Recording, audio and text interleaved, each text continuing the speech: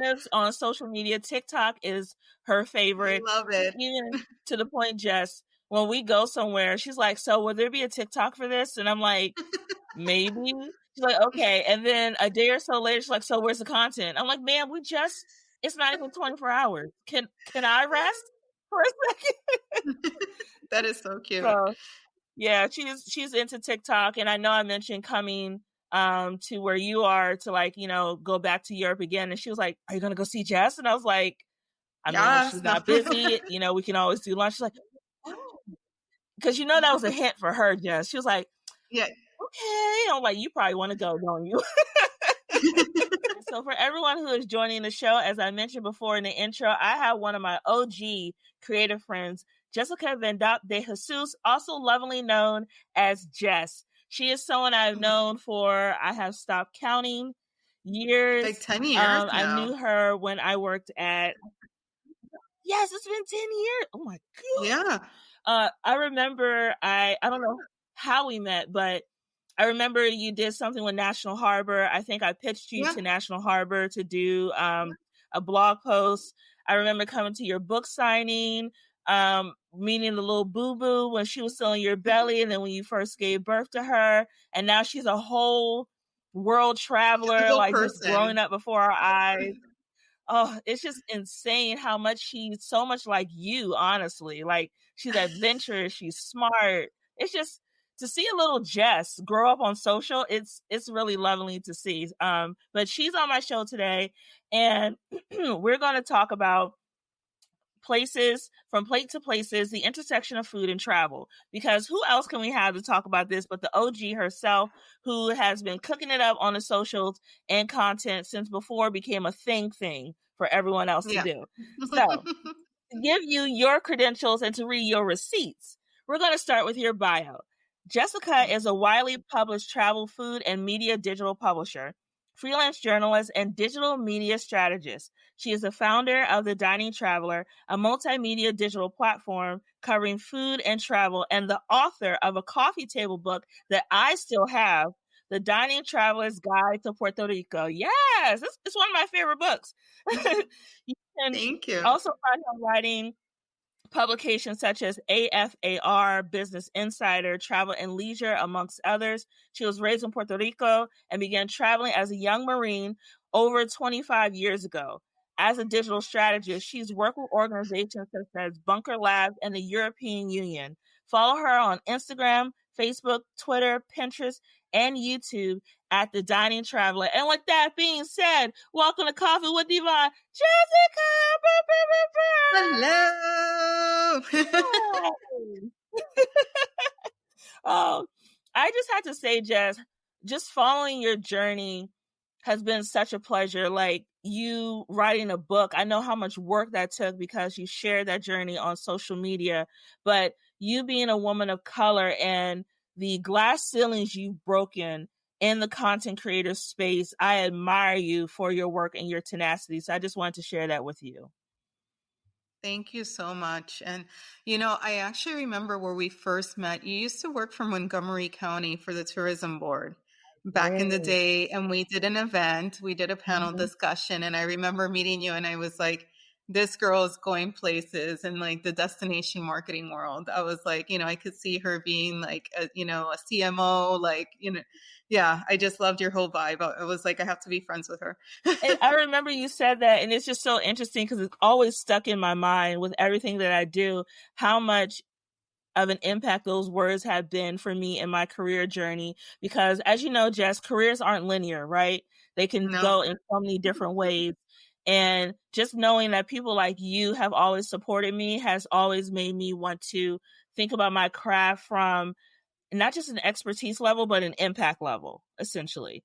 Because what we do have impact, right?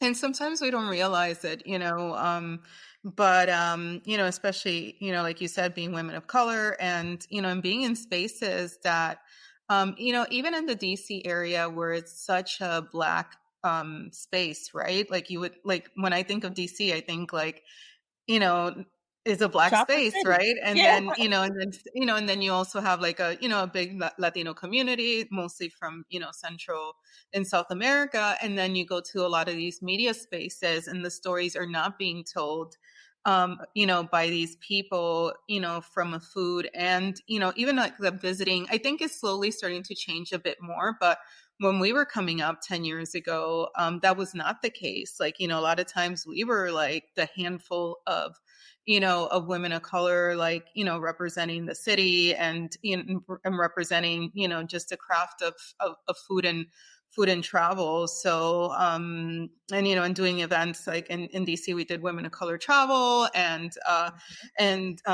these things. And now I see like a lot of other younger women, doing that. And I feel like there's a bigger inventory, of these creators. And it makes me feel so good to see folks out there and getting their dues, right? Like whether it's traditional media or their digital platforms.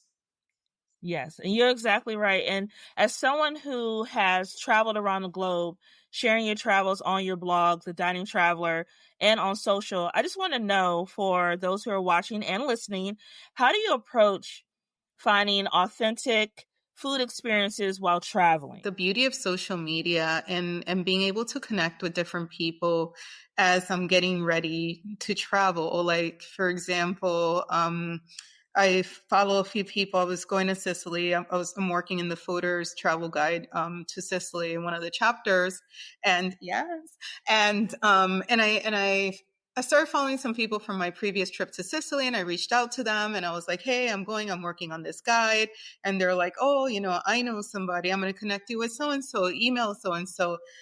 Text so and so. So, even using Google Translate and trying to text in Italian. So I try to do those connections on social media. When I'm in the destination, I love asking like the front desk person at the hotel. And I'm like, don't tell me what, you're being paid to say, like, where do you like to have drinks after work? Or sometimes I'm at a restaurant and I'll ask the waiter or server, hey, where do you guys go? Like, I always like to ask just random people, if that conversation is being, established. And I have to say, like, I found some amazing places. Like, I was in Santorini with Carla a few years ago, and we asked the servers, like, where should we go? And he's like, there's this on the other side of the island. It's not as touristy, but there's a vibe. And we went there and we're like, oh, there is a vibe here. So not being afraid to ask people, hey, where do you guys eat? And that's something I think from watching you on social, I've leaned into when I travel. Like, I do, of course, the top recommendations, but then when I get there, I start asking, like, talking to people. And that's where you find that hole in the wall food spot that has the best insert item on the menu, or you find an undiscovered shop on like a street while you're just wandering. Like, it's a beauty Yeah. to wander. Of course, just keeping safety top of mind, Yeah. but wandering in the cities where you're visiting builds those authentic experiences. And then when people try to mimic that, Jess, they're like, well, I wasn't able to do that on my travels. And I'm like, did you talk to people or did you just Mm. leave and like try to figure it out? Because those are the people who hold the key to the city. It's the locals, not Yeah. always recommendations on like a hotel list. Absolutely. And I think also, because when you go to like TripAdvisor, for example, I think in terms obviously of tourist attractions, they have a great list because those obviously locals are not going. I don't go to the Grand Place every week. You know what I'm saying? Like, I mean, and I literally live like half an hour walking from it, but I'm like, I have a job. I don't go there all the time.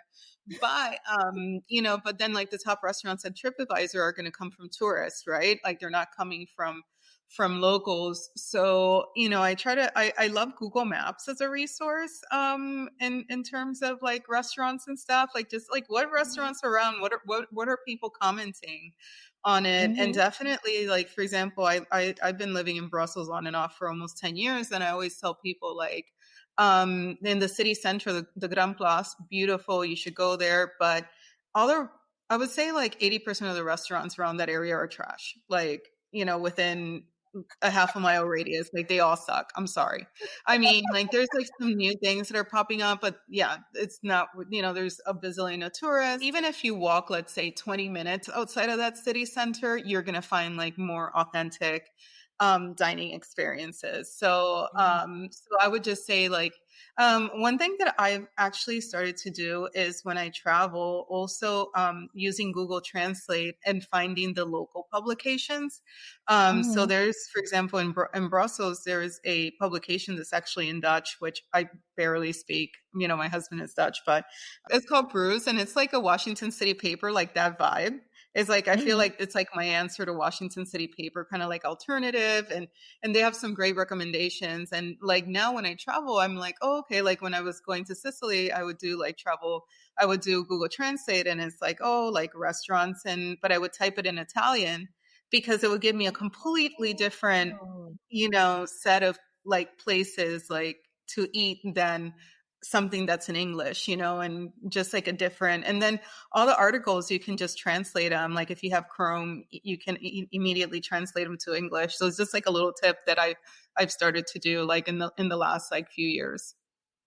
I like that. I'm going to hold on to that because for some reason I feel just drawn to Europe so much. I just love it. And I need to expand my countries. We've already talked about, me Mhm. possibly coming to Brussels and going to other places. But thinking about food too, everyone has like their destination city or country for food.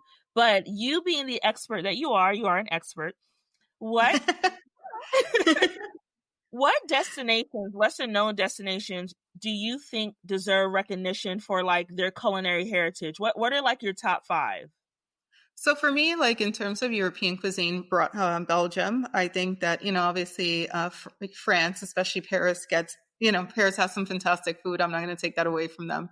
But Brussels and Belgium, as in the general, has such a rich culinary tradition. And I feel like it brings a lot of like, French influences, German, like, and they make it their own. And also like they're a country that has a lot of its own produce. So they produce their own cheese, like they produce their own butter, that has like they're like protected by the European Union. They have chickens, like hens that are like different varietals of hens that are like, protected by by like it's called Oh, a cool. denomination of origin, like so you can Yeah. only say it's that name if it's from that area.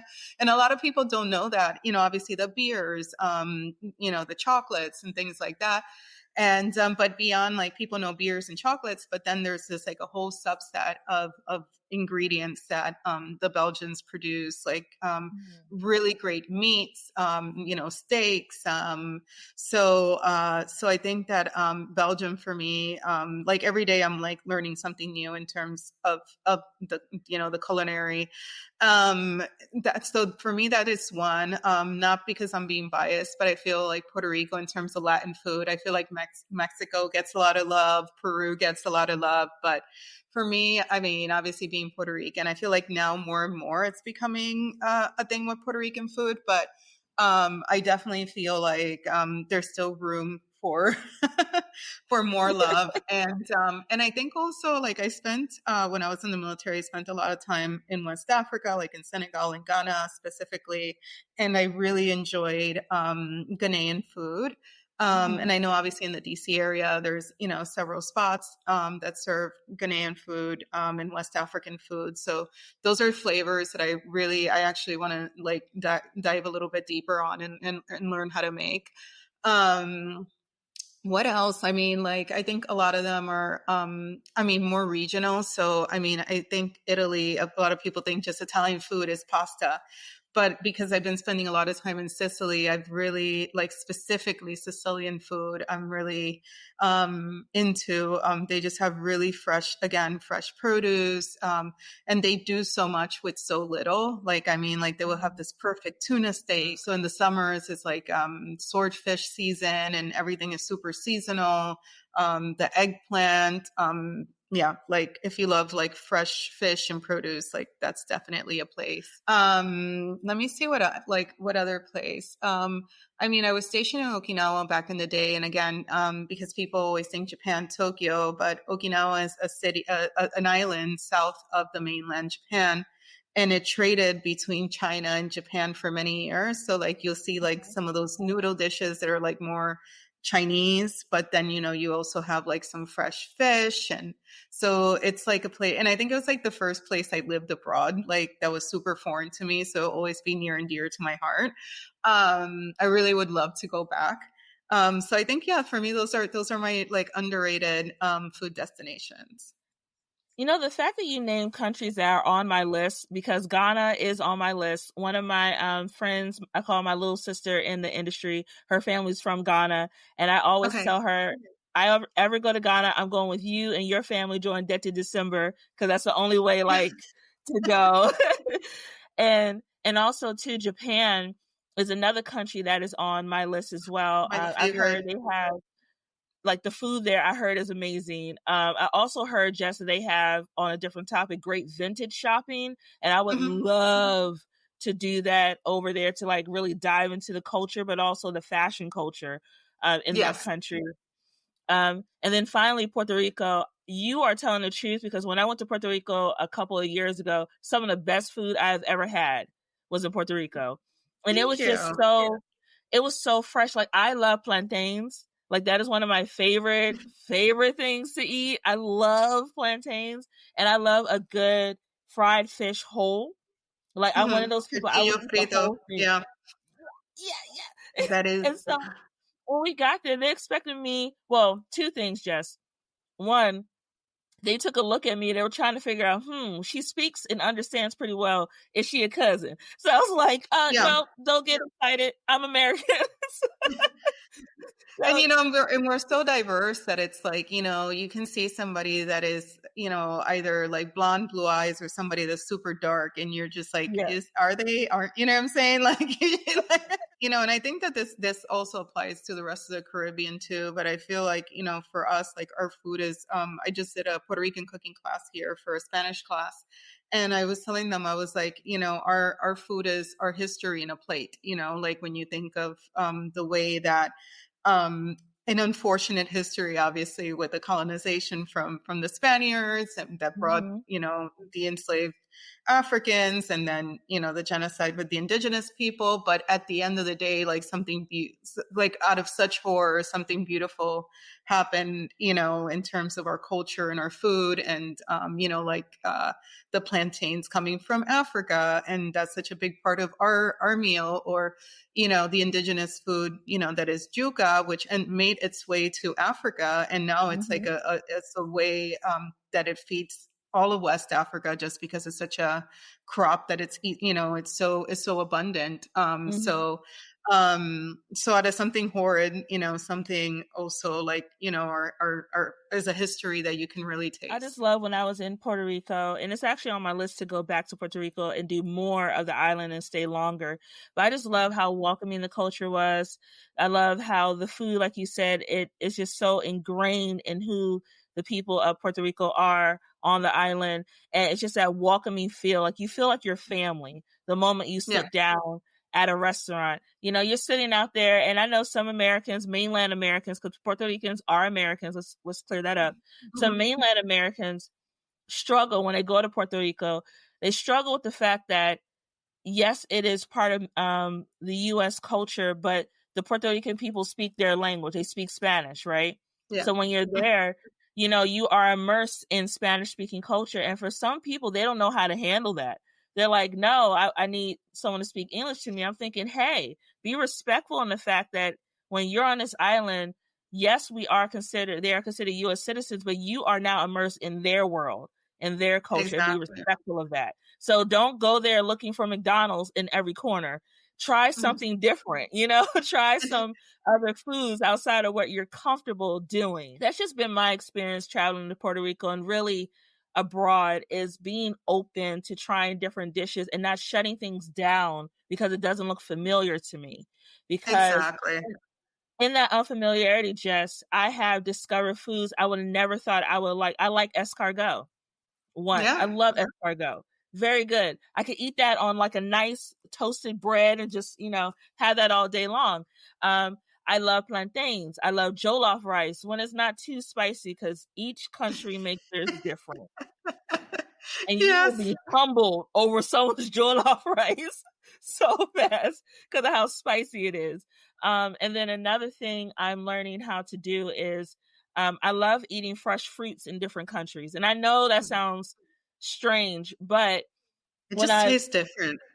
yes, It tastes yes. like whenever like I went to Colombia, and I have to say, like, that was like the highlight of my trip. Like every morning for breakfast at the hotel, they had this like fresh fruit and in the in the buffet, and you're just like, yes, like this just does not taste the same than the US of A. Like, no. Like having a banana, I was like, it's just a banana. Yes, I bit into a banana when I was in, I think it was Italy. We were just walking one morning before we went to go get, I went to go get some coffee. I said, I'll just have a banana. Just I bit into that banana. I went, I shook my head. But it's just, I think food really connects people. But when it comes to like, my friends now who have kids, and now my friends with kids are starting to travel, right? And for them, it's sometimes is a struggle to get your kids to try different foods because some of my internet nieces and nephews are in their dino nuggets phase and they're not trying to eat anything Yeah. different. For parents traveling with children, what are your recommendations for getting them to learn about local food culture during their travels, especially you being a mom of a Yeah. world traveling young adult in training?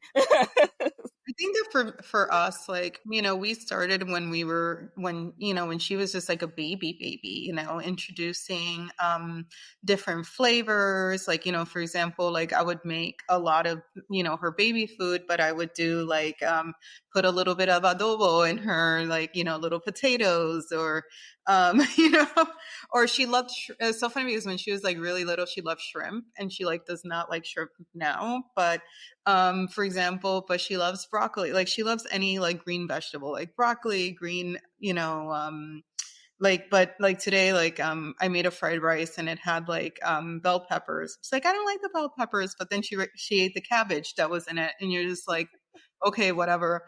But I think that at least eat 80% of it. And I think, one, like not putting that pressure on kids, but continuing to expose them. And I think that if you're a picky eater, your kid's also going to be a picky eater, because some parents complain, oh, my kid, and then and I'm like, but I see you eat, and you're not like that much better than your child.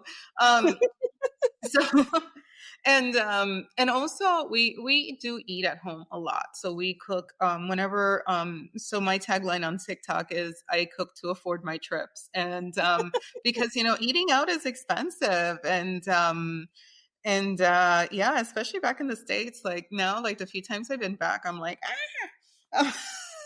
like the tip is the price of a meal. Like, come on. Yes. Um, so I think that she grows up seeing, because Martin, my husband, also loves to cook. So she sees both of us cooking, and then we try to also have a conversation about food. So for example, today we were eating like Peruvian style fried rice, and we're like, oh, like this recipe comes from Peru, or like we'll eat something else. It's like, oh, like that, like a curry, like that comes from India. So we just try to like also factor like a conversation there. Or she loves Colombian empanadas. There's like a little Colombian store where I get like all my Caribbean ingredients, and they have these delicious Colombian empanadas, and my daughter loves them. And I'm like, oh, when you were a baby, you went to Colombia. It was like the first place, in South America and only place in South America that you've been to. So it's just like working in those little stories, and making it interesting, because I think that kids are super curious, right? And if you engage them, like, and they start talking and they start asking questions, and I think that that's the main thing, in terms of, people that, and maybe, I mean, I only have one child. I bet if I would have had a second kid, they would have hated everything I made, for now. You know how it is. Like you meet two people and you're, I mean, because I think you're an only child as well, right? Yeah, You go, on my yeah. mom's side, yeah. But for example, my husband and my brother-in-law, like he is my husband will eat anything in front of him. Like he, you know, that's like one of the reasons I fell in love with him. Like this man will try anything once. Whereas his brother is like, you know, a chicken and rice type of dude. Like, you know, that is so you just yeah, like so you just don't know. But I think that the main thing is exposure, right? Mhm. Exposing, and also I don't shun, like if she tries something and she's like, oh, I don't like it. I'm like, okay, like, but at least you tried it. And then Mhm. like another, and there's been times that she hasn't liked something and then she'll see it again and she's like, oh, okay, like now let me give it a try. And then she likes it. So Mhm. I think that most of it is exposure and, you know, and secondly, like traveling with kids. I remember when I was pregnant with my daughter and I was having this conversation with my cousins, and he doesn't travel internationally, but what he does a lot of, he follows like college football, like Mhm. all around the States. And, but when his daughter was born, he was like, I would just put her in the car and we would go like on, you know, she was like a baby and we would go like on these 10-hour car rides following these games. And he was like, it was really uncomfortable at first, but then you get used to it. And then and I think that yeah, like when you're like that first flight, second flight with a baby and you're carrying all this shit with you and you're just or a road trip and you're like, oh my God, I have to change the baby. Ah. But then you break through that discomfort, and I have to say, like my daughter, like now that she's 8, she's such a great traveler. And I also tell her, I'm like, listen, because she'll start like bringing all this stuff and I'm like, you're gonna have to carry that, like I'm not carrying your stuff for you. So so now she's like very mindful of what she packs. Like she's like, okay, I have like one suitcase, like I know that my mom I was like, I have my suitcase, like I was like, in the Marines, we taught us you only pack what you could, like, what you could carry. Okay, so So learn, kid. You know, I love that you mentioned about introducing them to, you know, different foods and giving them the space to say that they don't like something, but if they want to revisit it, that's okay too. And one thing I noticed when you were pregnant with your daughter, you traveled up until the time that you could not travel anymore when you were pregnant, which to me, that was some revolutionary shit, Jess. Cause I was like, she's still on a plane and she's expecting that, you know, can she do that? And yes, you can. And you yeah, did a post. I can't remember what platform, but you broke down how you travel safely while pregnant. You made sure that you had access to doctors. You made sure that you yeah, had all your medical things with you. So in case you had to go somewhere, everything was already laid out with information about your charts, et cetera, et cetera. And it really, that was inspiring as hell. You just don't realize that because a lot of women, that's the claim. I'm going to say from a personal perspective, as a woman, when women enter that space of pregnancy, it's seen as so delicate that if you do anything outside of staying at home and nesting and, you know, looking up baby clothes, you're looked at as a crazy lady in the street. Like, if we invested more in travel and experiences than in things, I think we would be better off as a society in how we raise our children, whether we're part of the children's village or their core family unit. Because what I am noticing is, even though I've traveled later in my adult age, I didn't go on my first international trip till I was 21. like, you know, I went to high school in Rochester, so I was like, that doesn't count.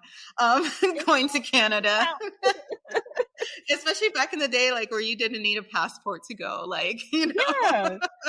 And it's like, but I think for me, if, you know, my mom, we were in our household, it was me and mom. So we were like middle class on one salary.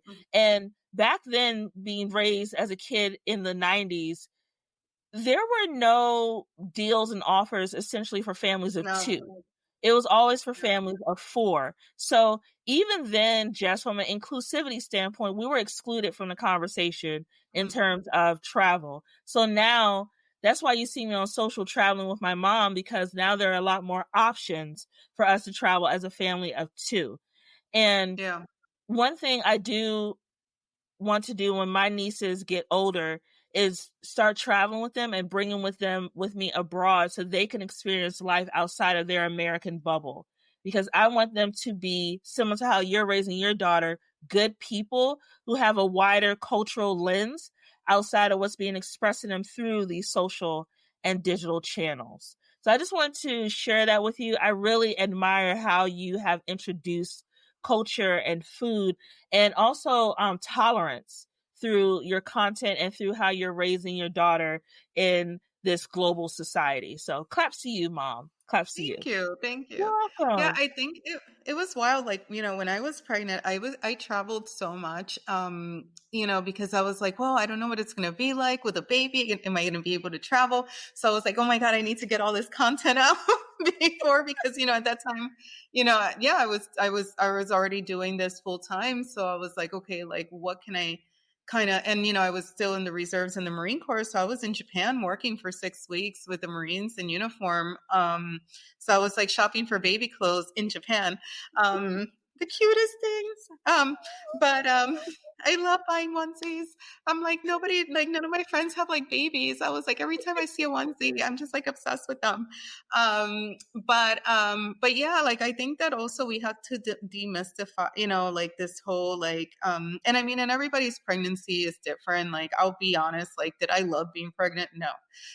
But did I have a healthy pregnancy for the most part? Yes. Like towards the end, I had a bit of high blood pressure. And I was almost 38 when I had my daughter. So, that was a factor too. But I do think I'm like, yeah, women, especially in the US, like we got to work until we get birth. So, it's not any different than going to the office or going to your place of employment. Obviously, yeah, you get on a plane and having those conversations. I would always have, when I went with my appointments, I would, my doctor knew what I did for a living, and we had these conversations. And once my blood pressure started going up, like around 36, 30, because he was like, you could travel up to 30, I think it was like 36 weeks. And around 35 weeks, I started to get a little bit of high blood pressure. And he was like, yeah, I would, and I had a trip planned to Toronto, I remember. And he was like, I would feel more comfortable if you don't go on that trip. And I sat that one out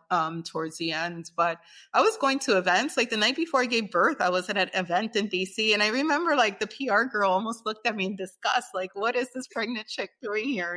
Like it was what was it, at Mikado? Like I just remember she like looked at me like horror eyes, like, what is this big pregnant woman doing at this party? Like I was like, well, y'all invited me.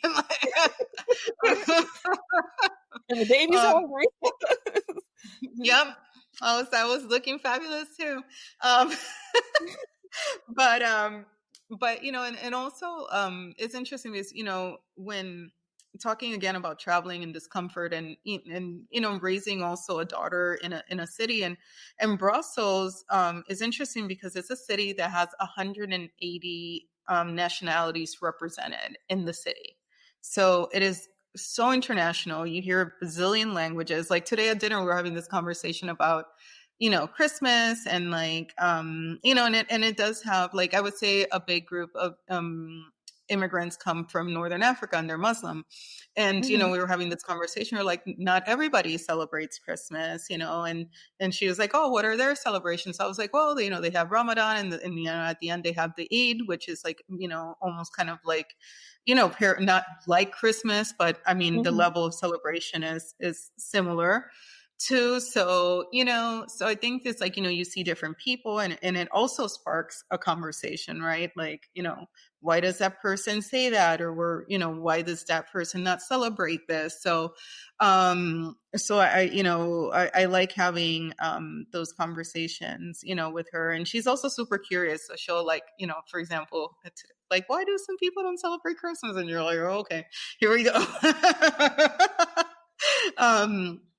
But at the same time, or sometimes, like she'll challenge me and I'm like, oh my, I don't know that. Like, let me figure out how, like, this came to be, or, How to but answer it's, all these questions.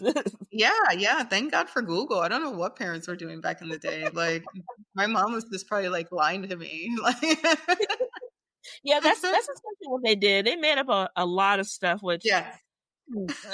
thinking about it.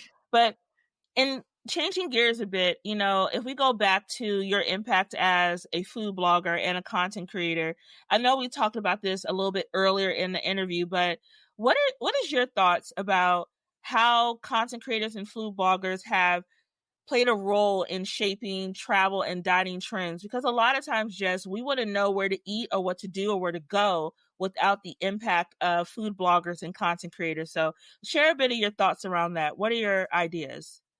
So I think that for me, social media has been revolutionary in a way that it democratized food media, and since we can get a little spicy today, for example, Eater just released this like hate story. I don't know if you saw, like, Meghan Markle has like a new cooking show right on Netflix, and Wow. she's and this woman, um, um, wrote an article like, I saw like Meghan Markle's trailer and I'm bored already, and Eater obviously is a big, big food publication. And I have to say I was a bit disappointed because Eater DC does some great stories. But this was like came from Eater, um, and Global. but then you have this monopoly that food media has. It's very clicky, and they only write about the chefs that they like, and um, they kind of like nitpick and choose, obviously, and it comes from a certain lens. I think it's now starting to diversify a bit more, but it's still very, I would say, still very white, like that food media world. And what I think that content creation has done is, people, you can pick who you want to follow, right? Like, I mean, people like my stuff. Some people don't like my stuff, so they don't follow me or they're not interested. Same for me. Like, there's some creators that I follow and I love their stuff. And I feel like, oh, that person is recommending this. Like, I can, I'll take her word for it, or I'll take his word for it, or whatever. So I think that it's really opened, and what experiences, right? Like, what makes, um, an experience. And for me, like, in terms of, like, from a business perspective, I can compete with like the big, like, let's say I write a review of 10 things to do in New York City, like that is going to be like in page 100 of Google. So from a business perspective, and also from my own interest, like, one of the things that I've been starting to do is writing about smaller destinations. Like, Mm. I wrote an article about Kobe, Japan, that's like almost 10 years old, and that still gets hits on my website because, everybody's, yeah. And I love Kobe. Like, we had an amazing time there.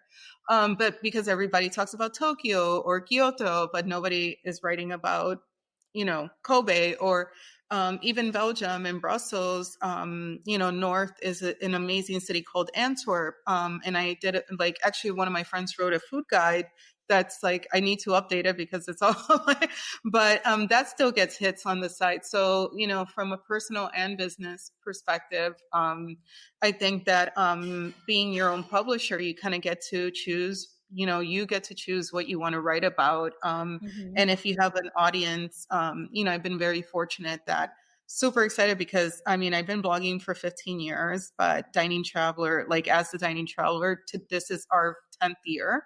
So, yeah. And I just had like that, when you're like on the grind and you're not really thinking of things. And then, I think it was like the day before yesterday, I was like, holy shit, like, we've been around for 10 years, like, as the Dining Traveler. And you see a lot of people come and go, but, and you also evolve. And I think that for me, like, what I find right now in the food world, very interesting, and I also see this in Belgium quite a bit, is the effect that immigrants have in the food landscape. And I think that that doesn't really get talked about as much, like, I mean, in DC, you have, immigrants from Latin America, from Africa, from, like the El big Ethiopian Salvador. community. Mhm. Yeah, like the big Ethiopian community, you have people from Asia, like, and that is what makes that food culture rich. And same thing, here in Belgium is, yes, and also you have other Europeans, like you can get some great Italian food here, some great Greek food. That's something that for me this year, I want to interview more immigrant chefs and business owners, and talk about their contribution to the local food landscape. Yeah, and I love that you mentioned the impact of immigrant culture, because without diving too much into it, we know a new administration is about to enter the White House. And we're not going to bring down the vibe of this interview, but we know a lot of the policies that they're trying to push forward are going to impact immigrants in this country. And also, people don't realize the US is a world stage, right? A lot of people, when they see what we're doing here in the US, it is emulated in other countries in Yes. terms of what they choose to do. So I think people forget they watch our elections strategically to see how we're going to move. I appreciate you saying that, because as someone who grew up with a diverse background and understands the impact of immigrants in this country, it just makes me so sad for people to think that their favorite foods or their favorite restaurant that they go to, that's not part of the American thread of the bigger blanket of who we are as a culture. And taking that away essentially takes away the overall American experience, which is diversity, which is inclusion in the food and cultural And space. it's interesting that you say, like, how other countries, tend to emulate. And one thing that, like, living abroad, living especially like in Belgium, has taught me that, I think that obviously the States has a long way to go. But I think that also we, especially as women of color, have some privileges that even here women of color don't have, especially those that come from, because even if like you're a Hispanic or Black person that is a US citizen, like we're still in a, like they don't see us, obviously they see us. It's interesting because sometimes I get treated a certain way and then I open my mouth and they're like, Mm-hmm. oh, she's okay, she's American. You know what I'm saying? Mm-hmm. Like there's this um Oh, I know then what you're somebody. talking about. Yeah. Yeah, and I think it's a bit dangerous. Like sometimes when you see content creators and they're like, oh, I feel safer here than I do in the States, as as a Black person, as a Hispanic person. But we also need to have those conversations. Like when I speak to people, like there's a big Congolese population here, and I've spoken to folks that come from that background, and the way they're treated are people like Moroccans or people that come from those different backgrounds, and how they're treated. It's very different than me being a brown person but opening my mouth, and obviously they hear my accent and they know I'm a US citizen. Yeah. And you're actually right, because I did read a think piece about that, about how there's a thought process that Black Americans or people of color coming from America to visit Europe, they already hold us at a higher esteem because it took money for us to get over to their Yeah. country. So they're like, oh, you already have means to be here. Let me treat you differently than I would someone who is an immigrant from like a North African country or just an African country in general, or another Latin American country who has moved abroad. Um, Moving things ahead, though, I know when you're working as a foodie and a content creator, we need a new title for that, Jess, because I don't feel like that explains what you do enough. I do use a food and travel publisher, like that's what I've been using I think that's lately, better. like food and travel content publisher. Yes, I think that's a lot better, because I just don't like blogger for certain people who are really about their shit, like, and you are. Um, Thank you. but you're welcome, And I Jess. have to say, and not to toot our own horn, but because I think that blogs come from a place, a lot of it is, personal opinion, and, and I say we because it's me, but, there's an amazing writer that's based in DC, Priya, that writes for me, and she does the DC angle, and she's, comes from an Indian American background, and, but we interview people, we research, even when she sends me articles, and I know she knows because, she's also in for City Paper. She writes for Northern Virginia Magazine, but I still like, fact check, make sure that, what we put out there is factual. And also like that the stuff that we're putting out there is stuff that we've experienced. And that's what I tell people, like, that's kind of like our unique, value perspective, or is that we these are experiences that we write from a firsthand experience. It's not like, oh, I heard it from so and so, Mhm. or whoever. So that for me, that is the differentiation factor. Yeah. Obviously I can't compete with like a Afar or Travel and Leisure, like, because they have staffs of people. You But don't have to. You're Jess. yes, but you know what I'm saying, like, as a publisher, as I know. but then, sometimes I see some of the stuff, like, for example, we can use that article that just came out of Eater as an example of, as a publisher, should you be doing those kind of articles? And I even have it on my about page on my website. It's like that everything might look like rainbows and unicorns on my website, but you're a publisher too. Like, it takes hours to create a piece of content. Like, even writing a simple blog post will take me probably 4 to 5 hours, like SEO, optimization, fact checking, grammar, like editing, copy editing. So I'm like, am I going to spend that much time just to talk shit about somebody? I just don't have the time. When No. when I can talk about a chef that is doing some amazing things, or a hotel owner that, is risking everything to put out like a beautiful property, like that's what I can use my 5 hours, instead of like using it to trash somebody. Hmm. And I agree with you on that, because there is responsibility on these platforms. And I think, especially as the social space has expanded, it's kind of becoming lost in terms of how people choose to be responsible with how they're using their platforms. People, in my opinion, are looking more for viral moments instead of viral moments of impact. They're looking to Yeah. start discourse instead of real conversations. And then you have people like me and you who are being thoughtful about what we're putting out there, and understanding that every time we speak or choose to share our opinion, no matter how large or small the views for the video are, people are still seeing that content, right? And that will still have an impact on what people take away from that topic or that subject, and more importantly, how they view us as individuals on these content platforms. And I love that you say, because I just posted something on LinkedIn today, about, yesterday I was at one of my friends from grad school. He invited me over for dinner. He was just telling us, like, hey, I wanted to do this alumni event, and only 8 people signed up, so I canceled it. And he had a speaker lined up, and the speaker was pissed off at him. I was like, yes, I would have been pissed off at you too. But, but I told him, I was like, but those 8 people were probably looking forward to, to that event. They probably could have taken something. He just wanted to do it to kind of network. But the way I see it, like, even in social media, like, some people are like, oh, like, only 100 people saw this, but I'm like, you never know who's watching. So I don't know if you know Kaylani.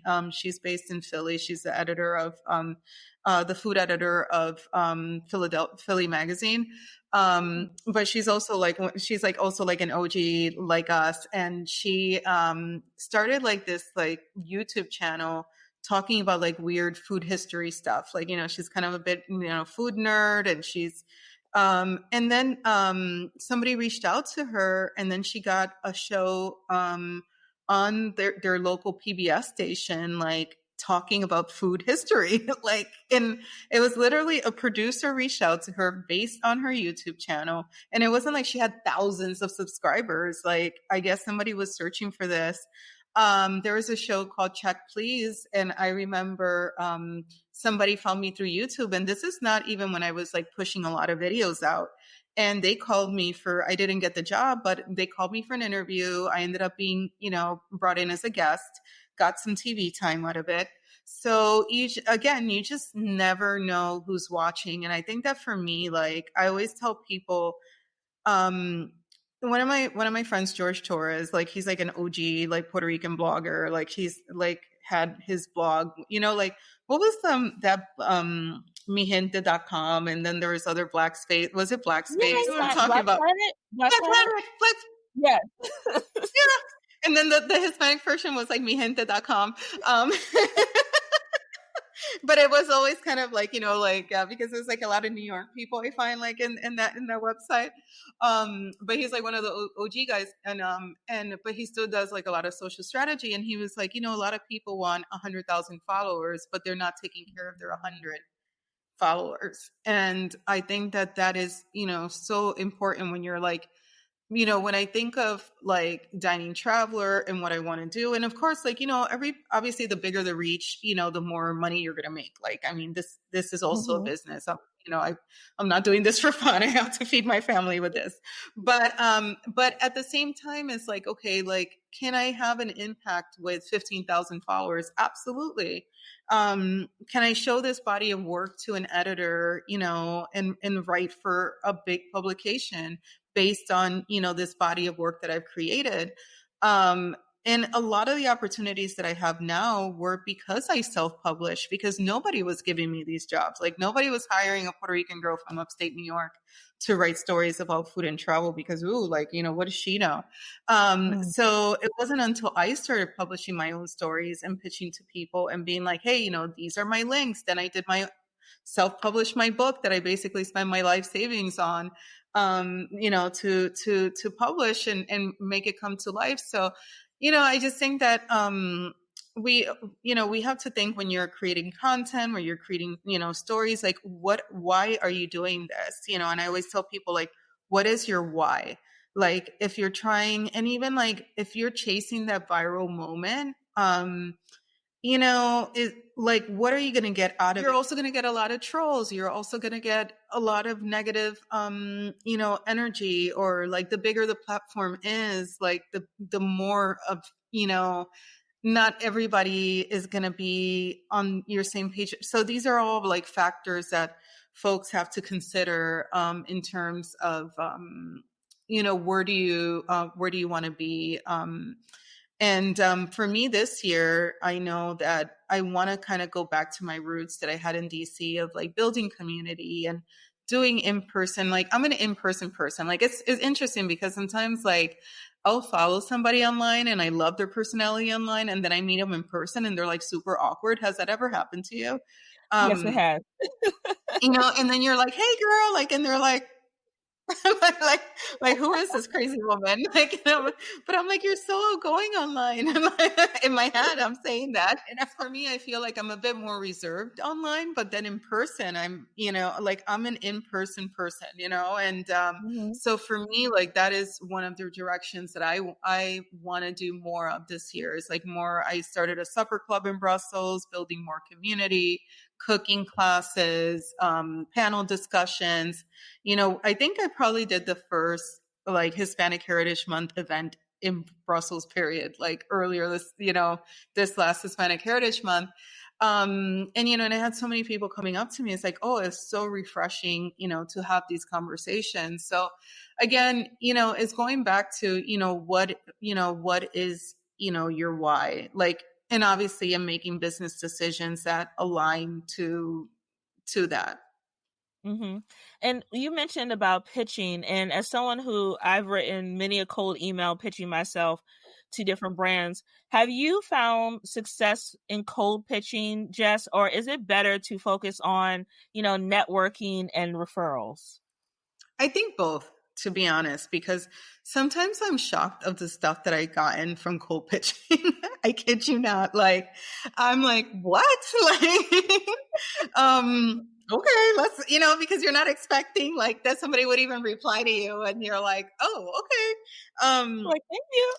And I and I think that for me, one of the things I always recommend to people, like, use LinkedIn, because everybody's sliding in people's DMs on Instagram, maybe TikTok, but um like LinkedIn, like, get that premium membership, and you can just reach so many people that you would not be able to reach. You can cut through a lot of that noise, and they know that you're a serious person, like, when you're using LinkedIn. But and also, one thing that I noticed, and I was doing entrepreneurship workshops with an organization called Bunker Labs, for veterans. And I would tell people, I'm like, when you pitch, like, because I used to do this back in the day, I would send something and never hear anything back. And then as I started to grow, like people would pitch me things, and then I would get so busy, or I would get so many emails that I would forget. I'm like, oh, that sounds like a great story idea, but then I would forget about it, or I would get. So I always tell people, I'm like, use the rules of three. And if you want something really bad, keep on emailing until that person tells you stop emailing me. Like, and I put a little reminder. So like every 2 weeks, I'm like, hey, I just want to, I'm back on the top of your email. I have a little spreadsheet that I'm like, okay, I pitched on this date, that date. But I think I think it's important too, because how else are you going to meet these people? If you're not, if you're not pitching, obviously conferences are really important, especially in the food and travel space, going to conferences. I think that and not only like, networking with people with decisions, whether they're editors or PR people, but also networking within your peers, because I've referred a lot of people work, and vice versa. And sometimes like I'll get a editor's alert, oh, I'm looking for a story in X, Y, and Z, and then somebody, I'm like, oh, I can't do it, but let me just forward it to somebody that I know that they've been to that destination. So, it goes also, peers and decision makers, and just, being able to have kind of your tribe in your industry where you help each other out. And that's so smart, because I think Issa Rae, one of my favorite creators who literally started from the bottom, now we're here, mentioned that She started as a blogger. She really did. Like she legit is an example of resilience in the content creator space and building your own path. I just love her. Her and also Jess, Kev on stage. I don't know if you know of him. He's I love him. Love him. Yeah. Okay. Love him. Love his wife. I love everybody in the family. She mentioned during an interview that people make the mistake all the time of just wanting to go beeline to the directors and, CMOs, etc., instead of networking across, right? Instead of skipping over the assistant, connect with the assistant, connect with the coordinator, the junior manager, whomever, because they're in that position today. They won't be there tomorrow. But if you're building a real community, those same people who are starting out on the ground, just like you, are going to be your network of people. When they get up to their level, will remember you when those opportunities come about. So I always keep that in mind, because I think about how like me and you have evolved in our professional spaces. And when in my creative circle, I'm always trying to think of ways to work people into projects that I'm working on in my full-time role, to get them additional monetary compensation for their work and get them fair pay for what they should be doing. A lot of times, Jess, and I hope my SVP is not listening to this, but when it comes time for a contract and I'm like, hey, what's your rate? They're like, this much. I'm like, okay. And they're like, I got an email and it said this much. Is that a mistake? No. And they're like, who told them to pay me that much? I did. I said your rate was this. I added an extra 30 to 40% to what your rate was, because you were undervaluing yourself. So essentially, just me being in the positions that I have been in, I always look to protect my fellow creative of color, because a lot of times we are just happy to be in the room. And when we're happy to be in the room, sometimes we just take any offer and we're not negotiating properly. And we're doing a lot more work than the content creator who is getting paid 10 plus 20,000 for the same work that we're doing to get paid only 2.